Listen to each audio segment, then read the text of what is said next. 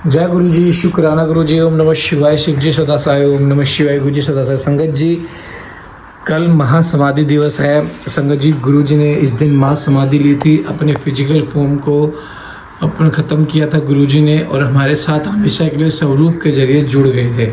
संगत जी, गुरु जी ने कहा है कि मैं हर स्वरूप में विराजमान हूँ, बस मुझ पर ध्यान लगा के देखने की। देखो जैसे संगत जी, इसमें देखो तेज कितना आ रहा है गुरु जी का, और इसमें स्माइल देखो। संगत जी, महासमाधि दिवस वाले दिन आपको एक काम करना है, सुबह सुबह उठ के चाय बनानी है, गुरु जी को चाय का प्रसाद लगाना है, कड़ा प्रसाद का भोग लगाना है। और संगत जी, हो सके तो दिन में चाय की लंगर सेवा कर देना। अगर चाय की लंगर सेवा ना कर पाओ तो पाँच या सात समोसे खरीद लेना, समोसों की सेवा कर देना। कुछ भी एक ऐसी सेवा कर देना संगत जी जो बहुत ही आपको लाभ देगी, आपके कष्ट काटेगी। गुरु जी बहुत खुश होंगे। संगत जी देखो, गुरु जी ने कहा था कि महासमाधि दिवस का कभी दुख मत मनाओ, बल्कि सुख मनाओ कि अब मैं हर पल तुम्हारे साथ हूँ। क्योंकि जब तो फिजिकल फॉर्म थी, गुरु जी का दायरे थे कि वो फिजिकल फॉर्म को पार करके हर जगह नहीं जाते। अब तो गुरु जी एक टाइम पे हर जगह अवेलेबल हो सकते हैं, हर जगह अवेलेबल है। पहले भी थे, लेकिन एक फिजिकल फॉर्म में लोग उनको देखने के लिए तरसते थे, दर्शन के लिए तरसते थे। संगत जी, अगर कोई बड़े मंदिर ना जा पाए, सोचते हैं कि मैं मेरी एज होगी, या कोई भी संगत जी ऐसे परेशान हो रहा हो कि महासमाधि वाले दिन गुरु जी का दर्शन करने हो, संगत जी हम संडे का दिन है, संडे को सुबह सुबह 11 बजे के आसपास या 12 बजे हम लाइव आएंगे। संगत जी आपको गुरु जी के दर्शन कराएंगे, पूरे चोला वोला पहना के गुरु जी को, और छोटा सा सत्संग जरूर करेंगे हम अपने घर में।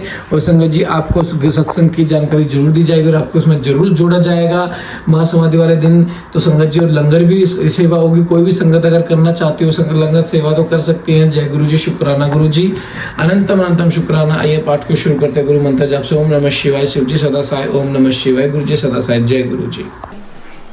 जय गुरु जी। पार्वती का नामकरण और विद्या अध्ययन। नाद का हिमवान के यहाँ जाना, पार्वती का हाथ देखकर भावी फल बताना, चिंतित हुए हिमवान को आश्वासन दे पार्वती का विवाह शिव जी के साथ करने को कहना और उनके संदेश का निवारण करना। ब्रह्मा जी कहते हैं कि नाद मैना के सामने महातेजस्विनी कन्या होकर लौकिक गति का आश्रय ले वह रोने लगी। उसका मनोहर रुदन सुनकर घर की सब स्त्रियां हर्ष से खिल उठी और बड़े वेग से प्रसन्नतापूर्वक वहां आ पहुंची। नील कमल दल के समान श्याम कांति वाली उस परम तेजस्विनी और मनोरम कन्या को देखकर गिरिराज हिमालय अतिशय आनंद में निमग्न हो गई। तदंतर सुंदर मुहूर्त में मुनियों के साथ हिमवान ने अपनी पुत्री के काली आदि सुखदायक नाम रखे। देवी शिवा गिरिराज के भवन में दिनों दिन बढ़ने लगी, ठीक उसी तरह जैसे वर्षा के समय में गंगा जी की जलराशि और शरद ऋतु के शुक्ल पक्ष में चांदनी बढ़ती है। सुशीलता आदि गुणों से संयुक्त तथा बंधुजनों की प्यारी उस कन्या को कुटुंब के लोग अपने कुल के अनुरूप पार्वती नाम से पुकारने लगे। माता ने कालिका को उमा अरि तपस्या मत कर कहकर तप करने से रोका था मुनि, इसलिए वह सुंदर मुख वाली गिरिराज नंदिनी आगे चलकर लोक में उमा के नाम से विख्यात हो गई।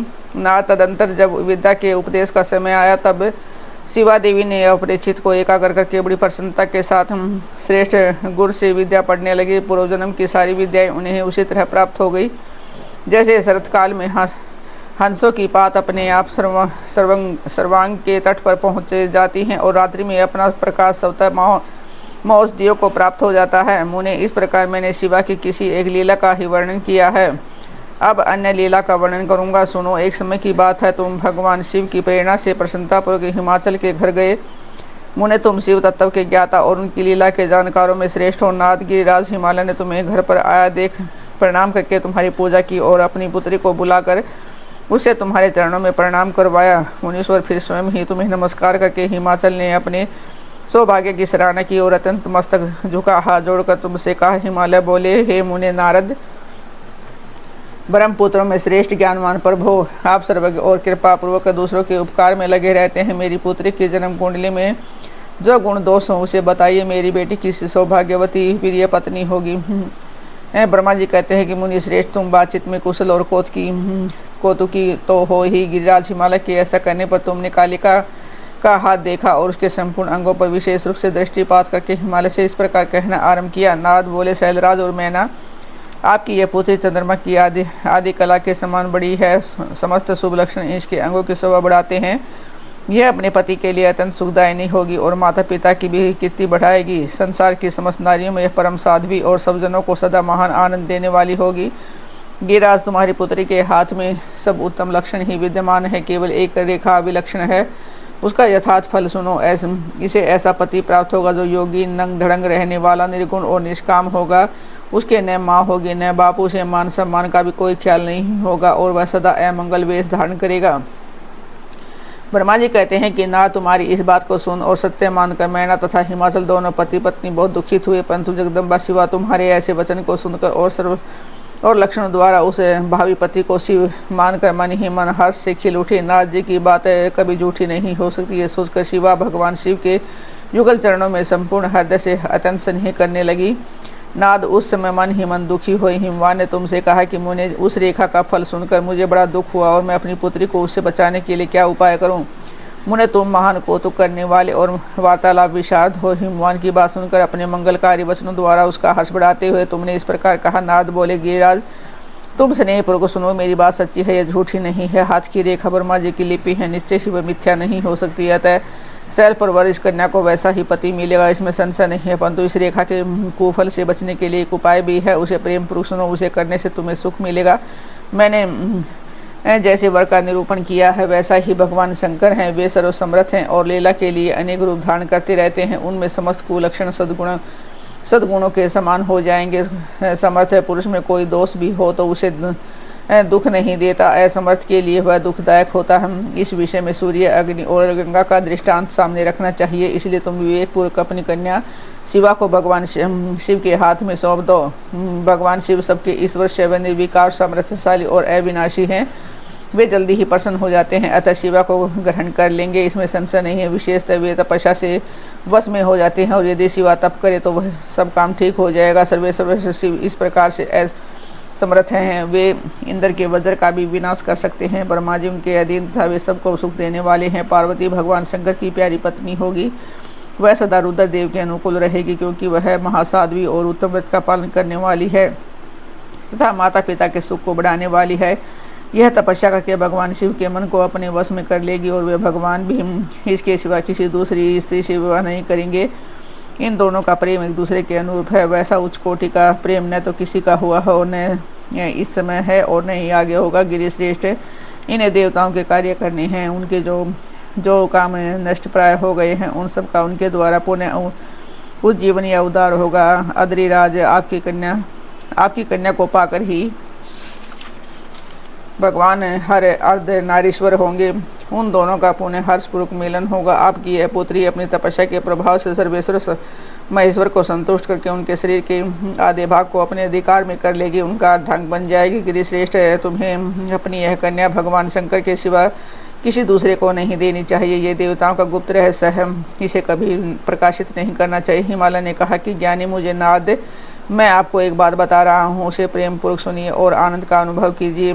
सुना जाता है कि महादेव जी जब सब प्रकार की आसक्तियों का त्याग करके अपने मन को स्वयं में रखते हुए नित्य तपस्या करते हैं, देवताओं की भी दृष्टि में नहीं आते। देवर्षि ध्यान मार्ग में स्थित हुए वे भगवान शंभु परम भ्रम में लगाए हुए अपने मन को कैसे हटाएंगे, ध्यान छोड़कर विवाह करने को कैसे उद्यत होंगे, इस विषय में मुझे महान संदेह है। दीपक की लौ के समान प्रकाशमान अविनाशी प्रकृति से प्रेम, निर्विकार, निर्गुण, सगुण, निर्विशेष और निर्भय जो परब्रह्म है, वही उनका अपना सदाशिव नामक स्वरूप है। अतः वे उसी का सर्वत्र साक्षात्कार करते हैं, किसी बाह्य अनात्म वस्तु पर दृष्टि नहीं डालते। मुनि, यहाँ आए हुए किन्नरों के मुख से उनके विषय में नित्य ऐसी ही बात सुनी जाती है, क्या यह बात मिथ्या ही है? विशेषतः यह बात भी सुनने में आती है कि भगवान हर ने पूर्व काल में सती के समक्ष एक प्रतिज्ञा की थी।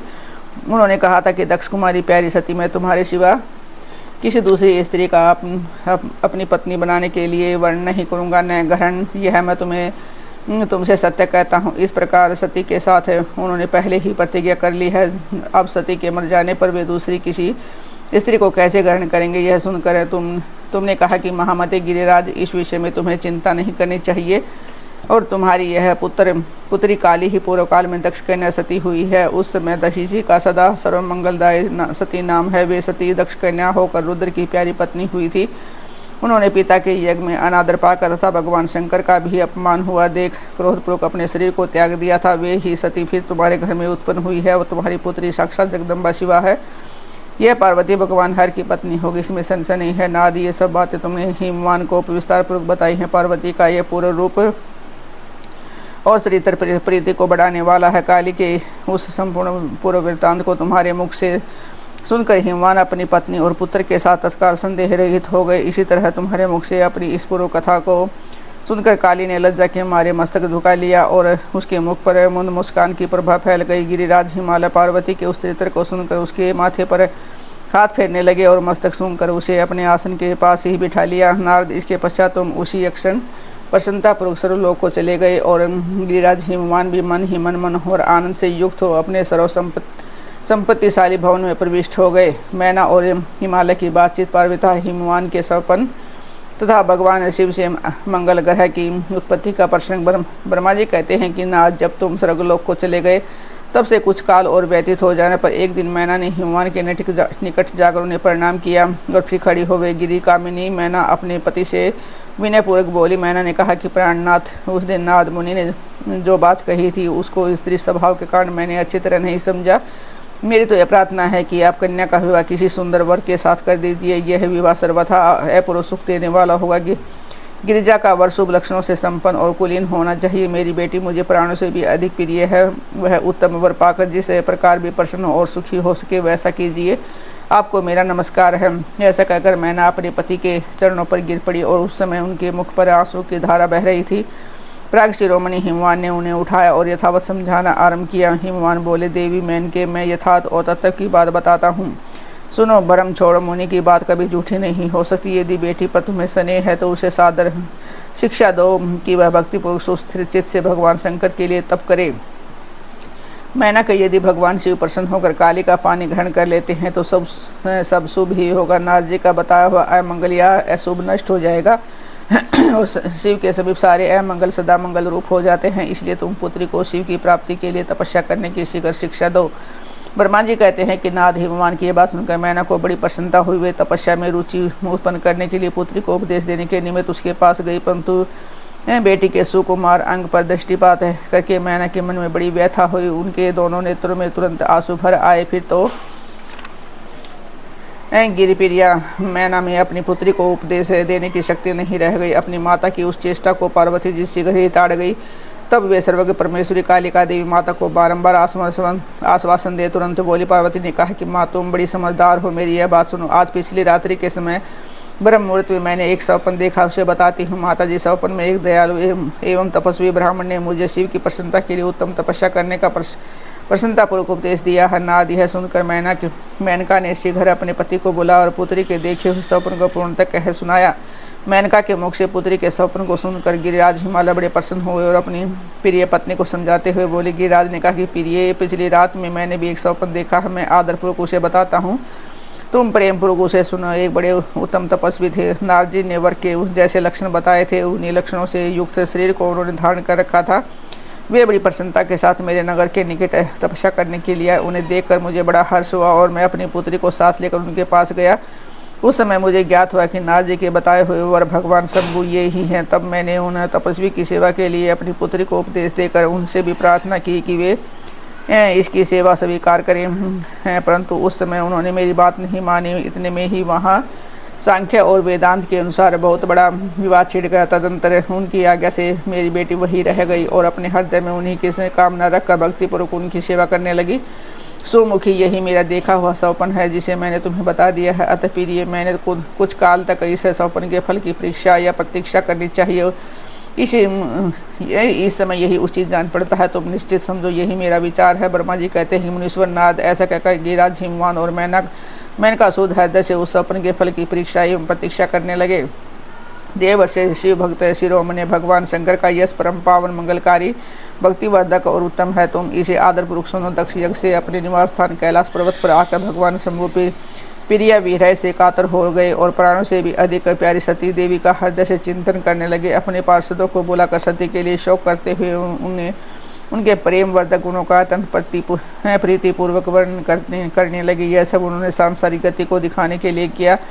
फिर गृहस्थ आश्रम की सुंदर स्थितिता नीति रीति का परित्याग करके वे दिगंबर हो गए और अपने सब लोकों में उन्मत्त की भांति भ्रमण करने लगे। लीला कुशल होने के कारण वीरों की अवस्था का प्रदर्शन करने लगे। सती के विरह से दुखित हो कहीं भी उनका दर्शन न पाकर भक्त कल्याणकारी भगवान शंकर पुण्य कैलाशगिरी पर लौट गए और मन को यत्नपूर्वक एकाग्र करके उन्होंने समाधि लगा दी, जो समस्त दुखों का नाश करने वाली है। समाधि में वे अविनाशी स्वरूप का दर्शन करने लगे। इस तरह तीनों गुणों से रहित हो वे भगवान शिव चिरकाल तक सुस्थिर भाव से समाधि लगाए बैठे रहे। वे प्रभु स्वयं ही माया के अधिपति निर्विकार पर ब्रह्म हैं।